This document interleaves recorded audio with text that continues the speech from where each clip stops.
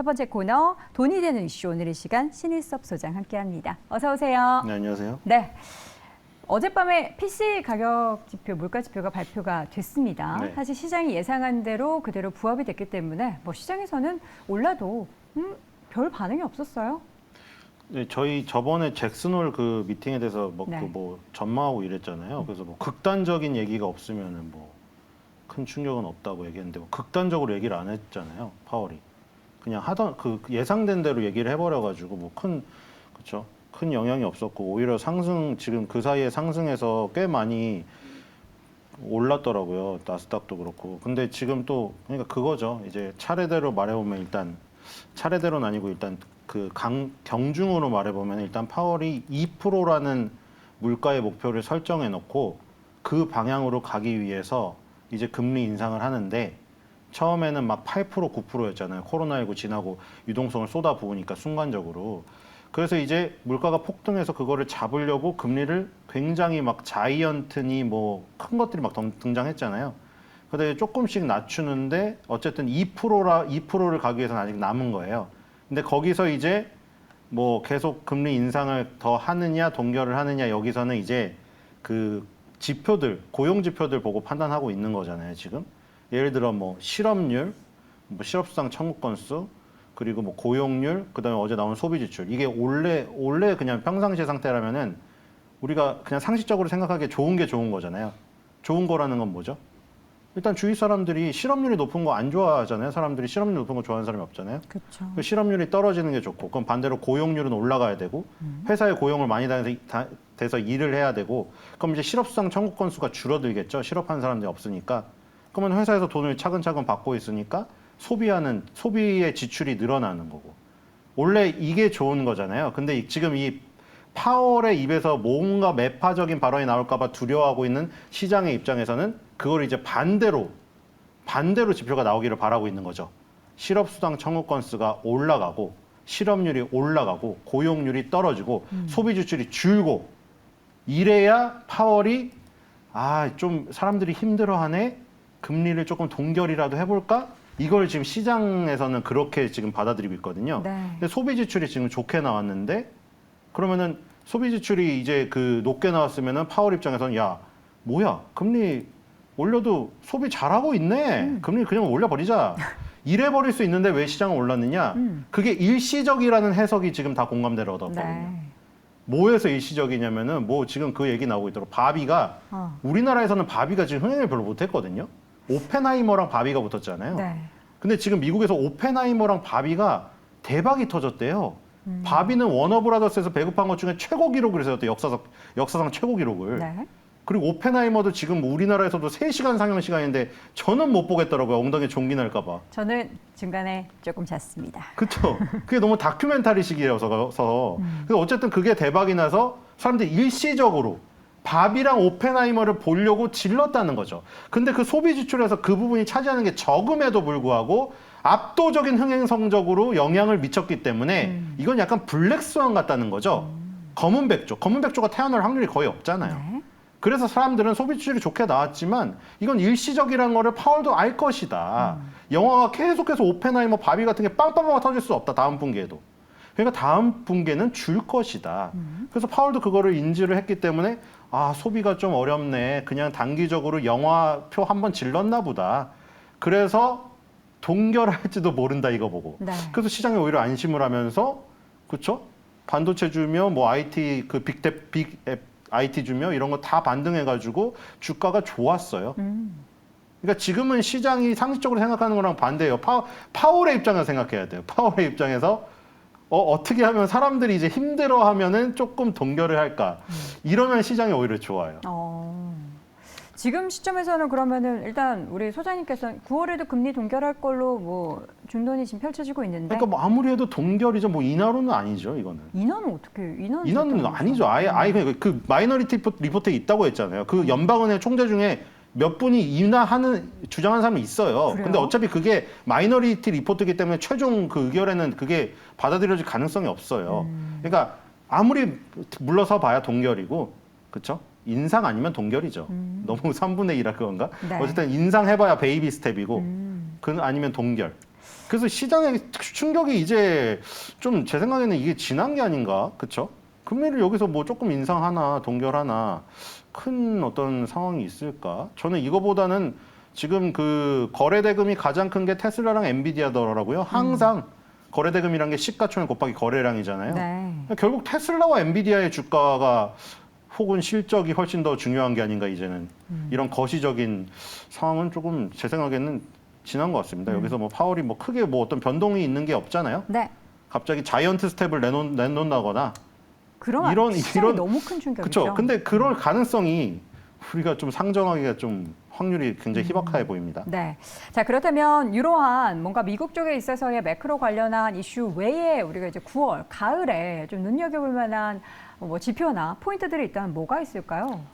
아, 미국에서 아니면 한국 다. 전체적으로 우리 증시에 영향을 미칠 만한 내용 중에서 뭐 그냥 데이터들이라든지 일단은 좀 항상 아쉬운 거, 이거는 그 근본적인 문제인데도 맨날 얘기할 수밖에 없는 게 지금도 보시면은 유럽 증시 차트나 일본, 유럽까지 안 가도 돼요. 솔직히 일본 니케이나 아니면 TSMC가 시가총액 1위로 있는 대만이나 유럽이나 미국 증시를 보시면은 쟤네는 정말 여기서 꺾여도 할 말이라는 게 아니라 고점을 돌파해놓고 그러니까 우리나라는 항상 시간이 없다는 거예요. 이게 너무 아깝죠. 걔네들은 벌써 사실 다 고점을 유럽도 다 고점을 돌파했어요. 코로나19 때 고점을 다 돌파해놨다고요. 네. 증시가 지금. 거기서 뭐 나중에 아까 말한 대로 뭐 정말로 이상한 블랙선이 벌어서 충격이 오더라도 고점이 이제 저점이 돼 있으니까 눌림목이 되겠죠. 근데 우리나라는 아직 그 코로나19 때 고점에 그냥 한 3분의 1인가 갔었나? 가지도 못한 상황이어서 정말 아쉽습니다. 그러니까 이게 한국 증시를 얘기하려고 하더라도 계속 외국 얘기를 할 수밖에 없는 거예요. 그래서 아까 전에 결국 엔비디아, 테슬라의 실적이나 주가가 중요하다고 했는데 지금 뭐 실적이 둘 다 주가나 이런 것들이 굉장히 탄탄한 상황이기 때문에 우리나라에게도 시간을 벌어줄 수 있다. 그럼 우리나라는 시간을 벌어줬으니까 또 더 갈 수도 있겠죠. 그리고 엔비디아가 그 부분이 그러니까 이게 지금 약간 반목이 너무 심해가지고 엔비디아 그거를 그러니까 저는 한쪽으로 몰리는 게 너무 싫어요. 이런 상황들을 너무 많이 봐왔거든요. 그러니까 뭐 2차전이면 2차전지, 반도체면 반도체, 혹은 뭐 단기적인 곳에서도 그 있잖아요. 초전도체니 뭐 저기 뭐 맥스니니 막 서로 이제 여러 가지 형성되면은 서로 이제 다툼이 벌어지고 당연히 천군 백군 자기 거를 응원하는 건 맞는데 문제는 전체적인 균형에서 생각을 해봐야죠. 제 생각에는. 네. 그러니까 엔비디아의 실적이나 주가를 폄하하기보다는 엔비디아나 반도체를 안 하고 있더라도 이런 거를 생각해 봐야죠. 애플이 아이폰을 들고 스티브 잡스가 나왔을 때 혹은 엔비디아가 지금 젠슨왕이 뭐 지금 데이터 센터에서 다 GPU를 써야 된다 뭐 이 얘기를 했을 때 네. 저 같은 사람의 말을 안 믿더라도 스티브 잡스, 워렌 버핏 아니면 젠슨 황 이런 사람들이 얘기하는 시대적인 어떤 그 변곡점에서 얘기는 주목을 할 필요가 있다는 생각이 들어요. 자, 그렇다면 네. 이야기 나온 김에 하반기에 반도체 시장 더 좋아져야 되잖아요. 오늘 삼성전자 이렇게 불기둥 뽑는 것도 그렇고 뭔가 9월의 첫 축포, 우리 이제부터 반도체다라고 이야기를 더 외치는 것 같은데 반도체 업황 조금 어떻게 그러니까 보십니까? 이게 사람이 싫어 두 가지가 있어요. 두 가지가 있어요. 사람이 싫을 때 아니 그냥 싫은 사람 그냥 안 봐버리는 경우가 네. 있고 어떤 사람은 그 싫은 사람조차도 자기의 기회로 이용해 먹는 사람이 있어요. 오. 그러니까 그거는 누군가의 선택인데 네. 자신의 선택인데 그 왜 이야기를 드리냐면은 지금 계속 뭐 애널리스트들도 그렇고 뭐 와가지고 무슨 뭐 반도체가 이제 뭐 트렌드 포스에 뭐 디램 가격이 뭐 반등을 하느니 뭐 3분기 4분기면 돌아서느니 반도체 수출 물량을 체크하고 있었는데 올랐느니 뭐 많잖아요. 유튜브에도 있고 막. 근데 이제 그 반도체를 싫어하는 사람들 그런 사람들의 말 자체가 싫은 거예요. 저거는 전부 다 개인들을 꼬시기 위한 항상 그랬고 개인들을 꼬셔가지고 궁지에 몰아넣어가지고 또 슈퍼 사이클을 매겨가지고 삼성전자 10만 원 간다고 해놓고 나 5만 원 가게 반토막 나게 만들 거다. 근데 이런 게 있습니다. 전체적으로 막 한 95%, 100%의 사람들이 한쪽으로 쏠려가지고 의견을 얘기하잖아요. 네. 근데 그게 특히 뭐 바닥권에서 턴어라운드 할 때나 이럴 때는 먹힐 가능성이 크기 때문에 그게 싫어도 그걸 이용해 먹으면 돼요. 이렇게 바람이 불어가지고 몰려 올라갈 때 편승해가지고 이익만 취하고 나오면 되는 거죠. 그 사람하고 뭐 이해관계가 뭐 굳이 있을 필요가 있나요? 그런 의견과. 그래서 제 생각에는 이렇게 쏠림이 이제 이쪽으로 오기 시작할 때 물결이 한번 올 가능성이 크다. 그리고 아까 말한 대로 그 젠슨 왕의 얘기는 귀 기울여 드릴 필요가 있다. 물론 엔비디아의 CEO니까 자기네 회사를 좋게 얘기하겠죠. 네. 하지만 자기네 회사라서 좋게 얘기하는 것보다 더 큰 것, 있다. 제 생각에는. 그러니까 엔비디아가 그거 새로운 것을 들고 나와갖고 어떤 반도체 그러니까 사이클을 반도체도 사실 엄밀히 얘기하면 시클리컬입니다. 네. 그렇죠? 근데 왜 철강이나 정유랑은 다르게 계속 우상향했을까요? 컴퓨터가 나오고 저기 핸드폰이 나왔고 인공지능이 나오고 그래서 그것 때문에 사이클은 있지만 우상향 사이클을 가져온 거잖아요. 그래서 그런 부분에서 이제 TSMC의 낙수 효과가 올 거고 네. 엔비디아가 다 TSMC에 맡기니까요. 그다음에 이제 TSMC에서 이제 장비를 살 때 장비 회사들이 움직이는데 지금 장비 회사들이 상당히 강하게 움직였어요. 네. 그다음에 이제 소부장 중에서 장비가 움직였으니까 소부가 소재나 부품이 이제 움직일 차례가 오겠죠. 이런 순환매들이 우리나라에 떨어질 가능성이 크다. 왜냐하면 우리나라는 엔비디아, TSMC 같은 회사가 없으니 그보다 작은 소부장들이 많이 포진되어 있거든요. 그러니까 그런 부분에서 우리나라에서 굉장히 그 두각을 나타내는 업체들은 이미 사실 강하게 움직였는데 이런 부분들이 더욱더 연결될 가능성이 크다. 그리고 반도체가 사이클이 이렇게 한번 어떤 새로운 폼팩터가 딱 떨어지고 나서 형성이 됐을 때는 그 사이클이 끝날 때까지 주구장창 끝까지 간다는 거. 굉장히 오랜 시간 동안. 네. 그거를 염두에 두고 지금 접근을 해야 되지 않나. 네, 알겠습니다. 대표적인 섹터로 반도체에 대한 의견을 좀 여쭤봤고, 이제는 로봇 관련한 종목이 다시금 또 시장에 집중이 되고 있어서 9월 이후에도 로봇에 대한 관심을 어떻게 꾸준히 가져봐도 좋을지. 네. 근데 여기서 일단 제일 처음에는 항상 뭐든지 똑같은데 대장을 해야 되는 게 여기서도 아시겠죠. 대장이라 하면 레인보우 로보틱스랑 뉴로메카를 했을 때 수익률 차이가 상당히 벌어져 있죠.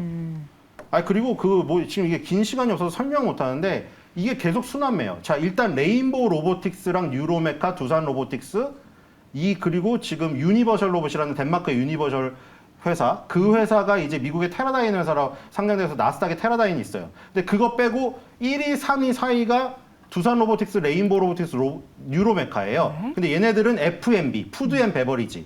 그러니까 교촌치킨이나 고피자에서 활동하는 로봇파를 만드는 애예요. 얘네가 간 다음에 누가 갔죠? 이제 우리가 지금 F&B보다 덜 가는 곳. 병원이나 약국의 로봇팔, JVM. 병원의 로봇팔, 큐렉소. 이게 갔죠. 그 다음에 또 뭐가 갔죠? 이제 만질 수 있는 로봇들이 가니까 만질 수 없는 광의의 로봇이 갔죠. 인공지능. 뭐예요? 루닛, 뷰노, 딥노이드 이런 게 갔죠. 네. 걔네들은 이제 병원에서 의사를 도와주는 역할이에요. 네. 그 다음에 이제 간 게 뭐냐면 병원 말고 병원에 들어갈 약을 개발하는 현장에 있는 로봇, 인공지능. 네. 그게 갔죠. 그런 것들이 뭐죠? 바이오로 지금 제목이 기억이 안 나네. 종목명이요? 기업명이요? 그 파모로직스가 있어요. 하여튼 그런 것들이 갔어요. 지금 상한가를 계속 갔고요. 그래서 이제 이런 것들을 보시면은 이 순환매가 계속 끊임없이 몇 번을 돌면서 큰 테마 같은 경우에는 계속 오른다는 거죠. 그러니까 이제 왜 이렇게 순서대로 얘기해드렸는지 알겠죠. 우리가 먼저 생각나는 거, 우리가 실생활에서 먼저 접근할 수 있는 거, 근데 그 다음에 전문직이 만질 수 있는 거, 이제 만질 수 없는 로봇. 이런 식으로 이어지면서 순환매가 돌면서 몇 번을 가는데 지금 다시 턴이 어디로 돌아왔나 잘 보세요. 레인보우 로보틱스로 턴이 다시 돌아왔잖아요. 1번 타자로. 근데 이게 몇 번이 간다는 거죠. 이 큰 테마는. 1번 타자에서 9번 타자까지 갔죠. 그럼 1번 타자로 또 돌아와요. 그게 한 3회가 돌아요. 엄청나게 이런 물결의 테마는. 네. 레인보우 로보틱스의 지금 2번 정도의 네. 두 번째 타순이 돌아온 정도다. 제가 보기에는. 얘가 레인보우 로보틱스가 3번째 타순이 돌아오기까지 순환매가 이어질 가능성이 크다. 추가적인 이렇게 보입니다. 그리고 로봇. 아까 말한 그 광의의 로봇 인공지능까지 해서 뭉뚱그려서 여러분들이 공부하시고 그런 그 어떤 시점 판단하셔가지고 네. 하시면 될 것 같습니다. 알겠습니다. 다시 한번 로봇주에 대한 관심을 추가적으로도 지켜볼 만한 부분이 있다라는 내용을 전달받았습니다. 지금 코스피 지수의 향후의 움직임을 어떻게 좀 보시는지 궁금합니다. 지금 시점에서 좀 매력적인 가격대다라고 이야기하시는 분도 계시고요. 다시 한번 좀 주가의 9월의 상승을 이야기하는 쪽도 나오는데 우리 신혜수 소장님은 9월 시작 어떻게 좀 보시나요? 9월 시장은 지금 굉장히 좋을 가능성이 크죠. 왜냐하면 우리나라만 봐서는 어떻게 답이 없고요. 우리나라는 절대 혼자 움직이지 못해요. 우리나라는 후발주입니다. 그럼 미국을 봐야 정말 될까요? 후발주예요. 차트에 니케이 증시랑 우리나라만 비교해도 알잖아요. 니케이 증시는 지금 신고가예요. 고점을 다 돌파해놨단 말이에요. 네. 우리나라는 지금 고점에도 아직도 한참 못 미쳐 있는 상황이기 때문에 위에서 시간을 무조건 많이 벌어줘야지 우리나라는 그 희망이 생기는 거죠. 네. 그래서 지금 이제 다우나 나스닥이나 S&P 500이나 지금 필라델피아 반도체 지수 중에서 필라델피아 반도체 지수가 가장 강해요. 그러니까 우리나라의 희망이 있고 9월 달에 전망이 좋게 얘기하는 거예요, 지금. 우리나라는 삼성전자가 시가총액 1위니까 당연한 얘기가 아니겠습니까? 그러니까 지금 필라델피아 반도체 지수가 고점 돌파를 눈앞에 두고 있고 4천 돌파를 눈앞에 두고 있거든요. 네. 얘네가 4천을 돌파해서 신고가를 간다. 그러면 이제 우리나라에게도 많은 기회가 오는데 필라델피아 반도체 지수의 4천 돌파를 긍정적으로 보고 있으니 결론적으로 9월달 시장을 좋게 본다고 얘기하는 거죠, 제가 지금. 네. 그게 결론입니다. 9월의 시장은 결론적으로는 긍정적인데 오늘 이야기 나눴던 반도체 그리고 로봇 관련해서도 지켜볼 만하고 그 밖의 섹터의 움직임은 또 다음 시간에 저희가 확인해 보면 좋을 것 같습니다. 자, 오늘 이 시간 벤자민 투자연구소 신일섭 소장 함께했습니다. 소장님 고생하셨습니다. 네,